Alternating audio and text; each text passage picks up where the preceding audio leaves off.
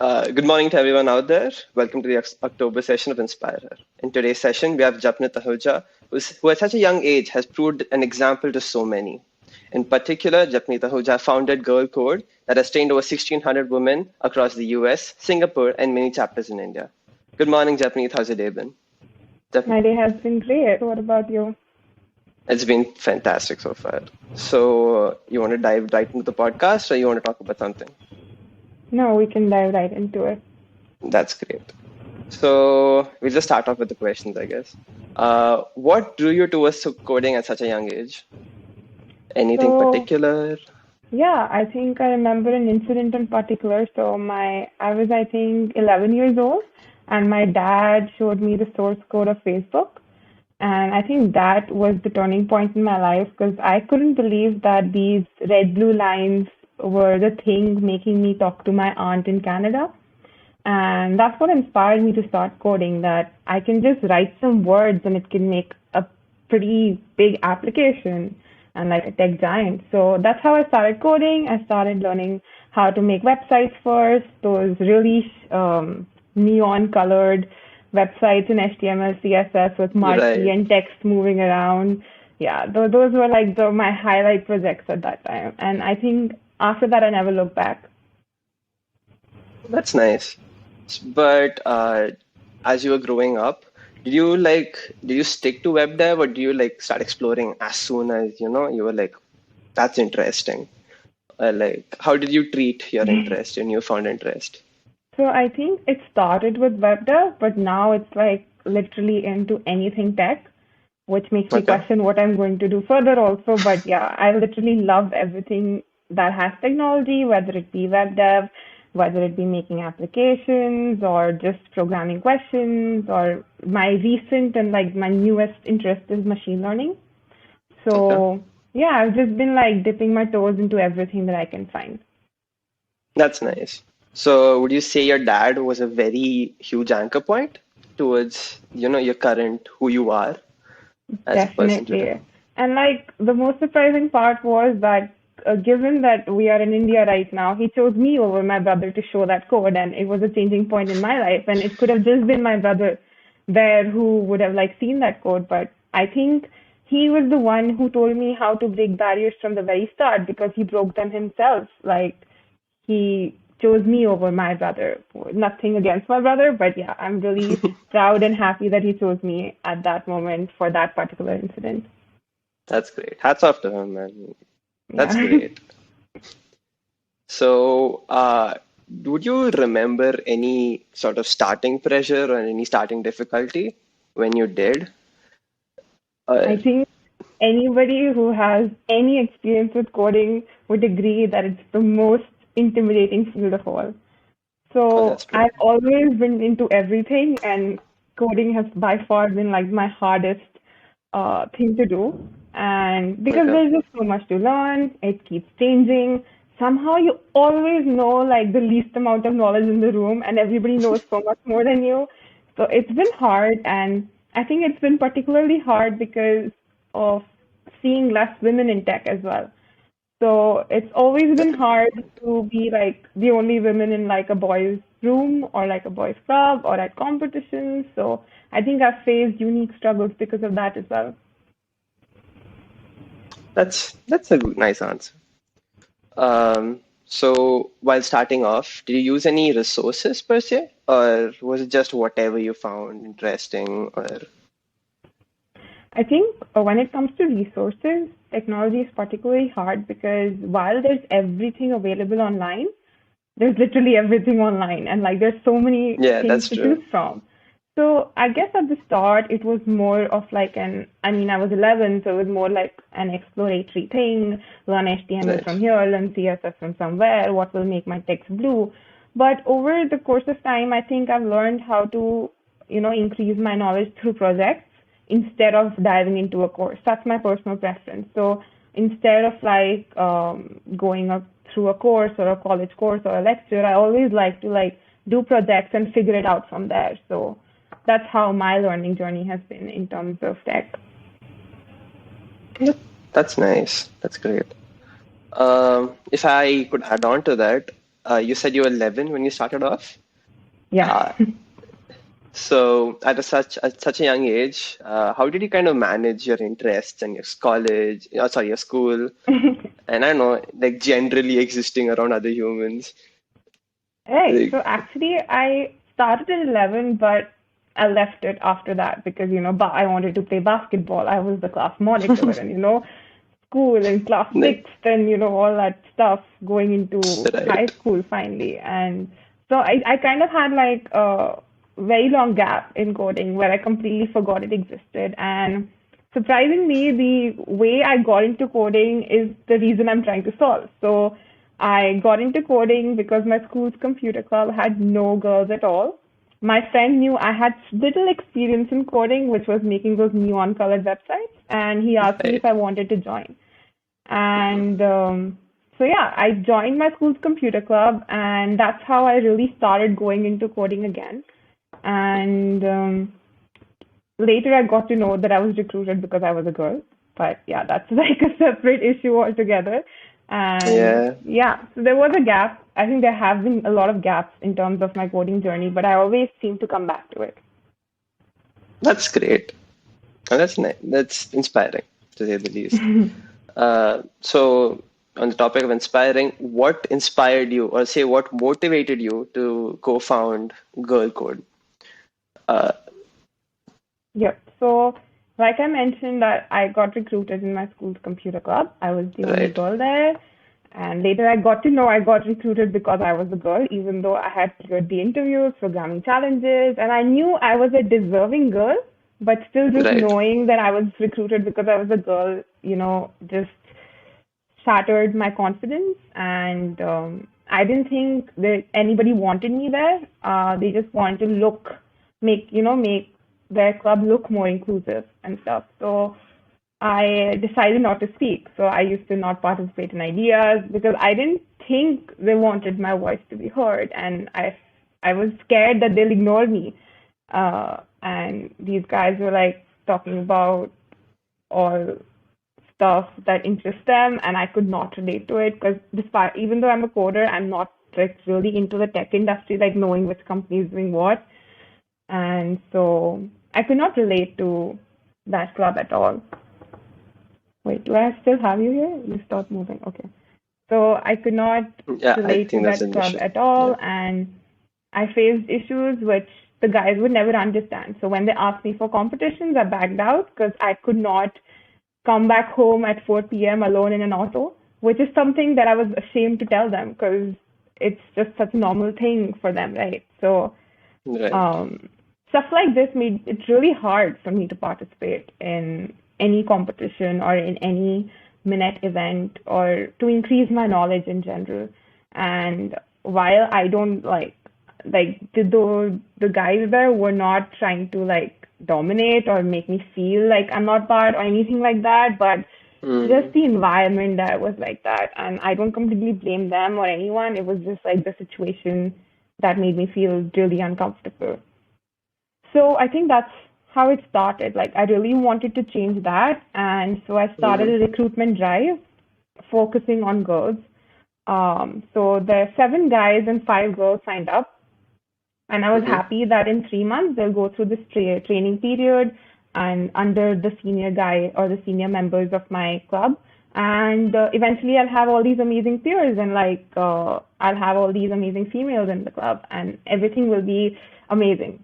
But it didn't happen that way. 3 months later, all 7 guys got recruited and all 5 girls dropped out. So I was very confused.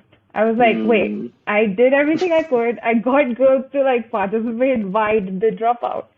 So I literally went to each one of them and I asked them what was the reason, what made you drop out? And they were like, coding is hard. And I'm like, yes, it is hard, but why is it so much harder for you than those 7 guys, all 7 who got in? So they were like, we didn't have any help. And I'm like, you did. You could have just asked questions from like the senior members of the club. And their reply was, we thought our questions were dumb and stupid, and we didn't feel comfortable asking senior boys. mm, And right there and then, I knew how they felt. They basically felt like me. So I knew I had to change that, and this couldn't continue like this. So eventually, uh, at that moment in time, I kind of got defeated that there's no point in solving this. I need to get more girls to inspire more girls, but how do I get that initial lot of girls without Right. girls in the field? So it was like a whole conundrum. But eventually, I got a scholarship to go to Singapore, and I was in grade 11th, and I didn't want to leave Minute with zero girls. Like, at least I was there, and at least I was making a difference by just existing in tech. But I just couldn't digest the idea that there'll be no girls at all. So I think that was the moment that the girl code started. And I was like, I need to host a workshop for just girls with female mentors based on my past experience so that we can really get girls interested into this field. So yeah, that's the story of how the girl code was born. That's great. It's a very nice story. I mean, I understand that the circumstances and the objective about it. I mean, the intention is Hmm. like so deep. So, but staying on the topic of being pressurized by your classmates or your coworkers without actually being pressurized, I think there's a syndrome called the imposter syndrome Yep. where it's a very subconscious thing, right? And I Hmm. think for everyone, our viewers especially, for anyone who's interested or wants to get into tech and coding, I highly recommend checking it out. As Japnit said, Hmm. No, it's definitely something that I think all the girls I've talked to, or all the girls who are part of the girl code, this is something that they have all faced. So obviously, it's right? not limited to just girls, but I think it just increases, or the chances increase when you don't see people from your group being represented in that field. Okay. So, would you like to say something about the Gold Code, where you guys are currently, where you plan to go? Sure. Okay. So you'll ask the question, or should I just start No, speaking? just like where are you? How big are you? How many people do you have? Are you Okay. currently recruiting or? Okay, definitely.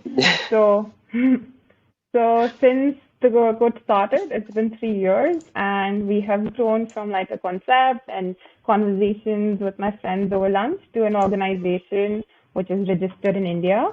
We have three chapters in three countries, so the US, Singapore, and multiple cities in India. And successfully, we have taught over 2,000 girls HTML, CSS, and Python. Um, we are 90 members strong, and we are always recruiting for many positions, including like graphic designing or social media, or if you want to spread the girl code to your college or your city, we're always recruiting. So you can check that out. And I think the thing that I'm the most proud of is what we have done during pandemic. We have transferred our curriculum online in regional languages, and we've also made it mobile friendly to reach rural communities because it might seem very trivial to you and me that we are the English speaking population, we have access to laptops. So, but actually, it's a very big privilege for a large majority That's of this true. country. So these courses give us the ability to make like a very foreign idea very real to these girls, and they only need like a smartphone to attend. We have hosted workshops in Hindi, Marathi, and Bengali, and we are continually like expanding our languages in terms of our curriculum. And we are collaborating with NGOs as well. I think my favorite collaboration has been with the Tara community, which shelters girls who have been sexually abused, so or involved in the POSCO Act or something of that sort. So I think seeing those five girls who were victims of such a heinous act or in a heinous situation, seeing those five girls know more about tech and be like really excited about it, ask questions at the end, and like be completely enthralled with technology was like the best experience I have had. And the time I truly felt that TGC was making an impact. So yeah, this is what we have been up to, and hopefully in the future we can actually give out scholarships to people in the rural areas who show a zest for computer science, and we can help them get the equipment needed to start coding. That's amazing. Thank you. As you said, so many people from various backgrounds. Uh, a huge part of learning how to code or anything but in particular is part of is about being a part of a community, right? Hmm. So how important do you think being a part of a programming community is, and if it is, and if there any steps that one has to take to join such a community? Definitely. So I think being a part of a community is very important if you want to stick and like continue programming. Because, like I've mentioned, and I'm sure everybody would know that coding is very hard because of its ever-changing nature, and there's just so many resources. So it's always good to have some people or know some people who have more experience than you in that field, so that instead of you figuring out which course works for you in like 8 hours, you can get good recommendations and like a full path on how to learn that thing or project ideas or just some help when you need it. Because you will really appreciate a community when you're sitting there 8 hours, can't find that freaking bug in your code, and you can just send it to your community, and someone who is more experienced than you finds it in 15 minutes. Obviously, you'll go through the cycle of feeling like a completely bullshit coder, but other than that, it's going to be pretty helpful to be part of a community just for emotional support or technical help or like some kind of guidance or mentorship. And I think for women, we at the Girl Code, we have a very strong community on Slack, Discord, and WhatsApp, and we are kind of relaunching them very soon. So for any women out there who would like some strong support, I would definitely recommend that because obviously there are peers there who would help you, but there's also TGC mentors and TGC chapter members who have had like years of teaching experience who can really help you with your questions or guide you. And I think the best feature in that community would be that we'll be having weekly workshops on topics like competitive programming or GitHub. So this community is more geared towards college students and not really introductory level.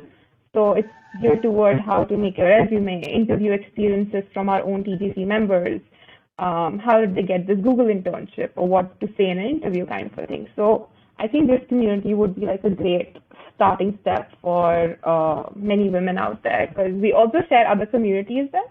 So Mm-hmm. I think the best way to find more communities would be to search for like specific field communities on Slack or Discord, like web development or machine learning.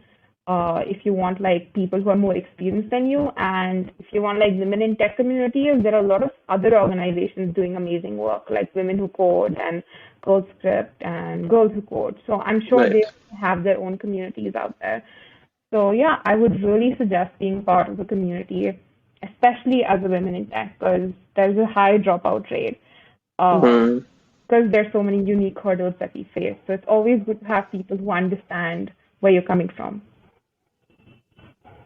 Okay. Well, I think the viewers will be really thankful. That's a huge issue a lot of people face, not being able to join a community. Well, being on the topic, you mentioned that there are a lot of women in colleges and like already in tech, and they drop out because it's like way too hard.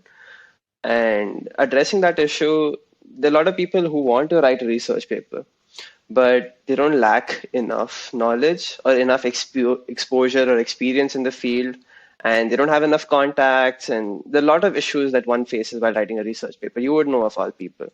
So, would you like to throw some light on that topic? Like, is any to-do list or be shameless, ask everyone you can? Any tips at all? Definitely. So, I've been like privileged and I have been like lucky enough to have supervisors with me in my research journey. So I researched under Dr. Lur from the National University of Singapore when I was in Singapore, and now I'm currently researching under Dr. Jane Breen from my own college. So I've always had supervisors who really guided me through the journey. So I've been very lucky. But for people who are just starting out and like they don't have any viable leads as of now in terms of a supervisor, I think the best way would be to first of all find people. If you let's say have a problem or an interest in an area, the best thing would be for to start getting used to reading papers in that area. So it took me 6 months to complete my first paper and fully understand it, but to like just save myself some shame, it was 60 pages long. But still, it was a very hard journey getting used to the language, the mathematical notation, and you know how they overcomplicate everything when they write it. Um, Probably because it has to be very mathematically accurate, even the language. So I think that is something one has to get familiar with. That should be like the first step. You should know how to read other research papers, and this would help you gain knowledge in your field as well. And this would be the most accurate and recent knowledge. So if you go to a textbook that's written 10 years ago, I mean, that's a great start, but that would not be representative of what has happened currently. So once you start reading these papers, I think you can come up with hypotheses already, questioning some parts, thinking that why did they use this data set? Why did not they try this data set? Because every research paper is limited. It can't cover everything, and there's always a lot of scope. And the scope is usually really well mentioned in the future work section. So that is the section I would pay a lot of attention to if I'm looking for a research problem, because there the authors highlight what could be done next. And it's not necessary that they're doing all of the future work stuff. Because Right. in my own paper, I wrote 100 things, but I have not done anything until Hmm. now. So there's always scope there. And yeah, I think if you are part of a community, like we mentioned earlier, you could ask your doubts there and like get some help from people who might have some experience in research or might have read that paper before, or even to get started with what papers to read. Because there's some standard papers you should read when you're starting with machine learning. But I think the best way is to just go to Google Scholar, search your topic up, see which are the most cited papers and like which makes sense to you. I always start by reading the abstract and the conclusion, because that Hmm. really helps me figure out what they're actually aiming to do and what did they finally achieve. And if Hmm. that, is in line with my interest, then only I go and read the full paper. And usually I give it like one quick reading first, and then I sit down with a pencil and write down everything on the margins, because Hmm. these research papers are really hard to keep track of, and it's really easy to get lost in these. But yeah, so I think the first and the foremost step you need to do is start reading. Like, there's no way around that. You have to Yeah. start reading papers, even though it's a very frustrating task. But yeah, that's something that you'll have to start with. Well, yeah, reading is important no matter what, I would say. I mean, Yeah. just to season an individual. Um, I that's thank you so much for sharing. Is there any advice you would like to give our listeners? The Yeah. guys and girls out there, anyone. Yep. So I think the only advice that I would like to give is keep moving forward and keep pushing, and like it's never easy. Nothing is easy in life. And whether you Hmm. choose to be an engineer or you choose to be an artist or you think getting into tech will get you into like a high paying job, so I'm going to go into tech, or like whatever your motivation might be, make sure it's a strong motivation, because on every path you take, you will face a lot of issues and a lot of problems. They might be unique to you, unique to your circumstances, but have a good reason to choose that path, because like once these problems come, only your passion, your resilience, and your love for what you do is going to get you through. Otherwise, you will drop out and you will not continue. So I think this is a lesson that I've learned in life, to always do something with like a good reason and like to keep moving forward. And whether it be you wanting to start your own nonprofit or doing research or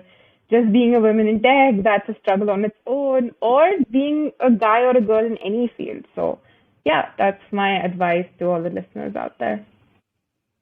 That's that's great. Okay. Thank you so much. We'll be linking Girl Code in the description and anything else, any material you'd like to link.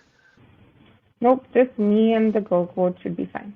Japnit, it's been great having you. And to all our listeners, thank you so much for listening in. And see you next time on Inspire Her. Thank you so much for having me.